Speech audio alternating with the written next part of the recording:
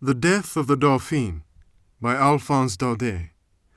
The little Dauphin is sick. The little Dauphin is going to die.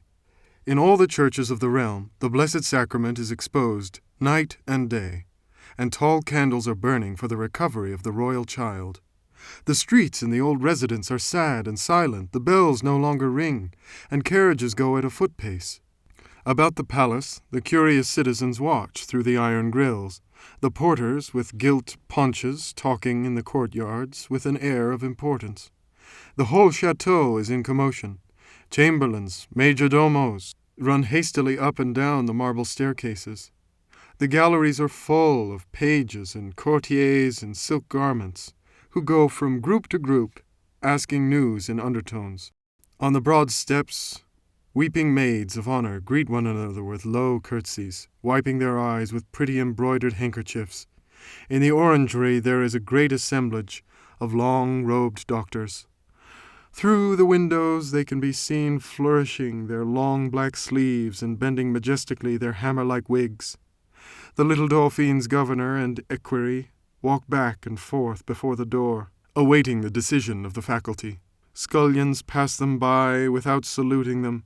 The equerry swears like a heathen. The governor recites lines from Horace, and meanwhile, in the direction of the stables, one hears a long, plaintive neigh. It is the little Dauphin's horse, calling sadly from his empty manger. And the king? Where is Monseigneur the king? The king is all alone in a room at the end of the chateau. Majesties do not like to be seen weeping. As for the queen, that is a different matter. Seated at the little Dauphin's pillow, her lovely face is bathed in tears, and she sobs aloud before them all, as a linen draper's wife might do. In his lace-bedecked crib, the little Dauphin, whiter than the cushions upon which he lies, is resting now with closed eyes. They think that he sleeps, but no, the little Dauphin is not asleep. He turns to his mother, and seeing that she is weeping, he says to her, "Madame Queen, why do you weep? Is it because you really believe that I am going to die?" The queen tries to reply. Sobs prevent her from speaking. "Pray do not weep, Madame Queen. You forget that I am the Dauphin, and that Dauphins cannot die like this." The queen sobs more bitterly than ever, and the little Dauphin begins to be alarmed. "I say," he says, "I don't want death to come and take me, and I will find a way to prevent his coming here. Let them send at once 40 very strong troopers to stand guard around our bed. Let 100 big guns watch night and day with matches lighted under our windows, and woe to death if it dares approach us." To please the royal child, the queen makes a sign. In a moment they hear the big guns rumbling through the courtyard, and 40 tall troopers, halberds in hand, take their places about the room. They are all old soldiers with grey moustaches. The little Dauphin claps his hands when he sees them. He recognizes one of them and calls him, "Lorraine! Lorraine!" The soldier steps forward toward the bed. "I love you dearly, my old Lorraine. Let me see your big sword. If death tries to take me, you must kill him, won't you?"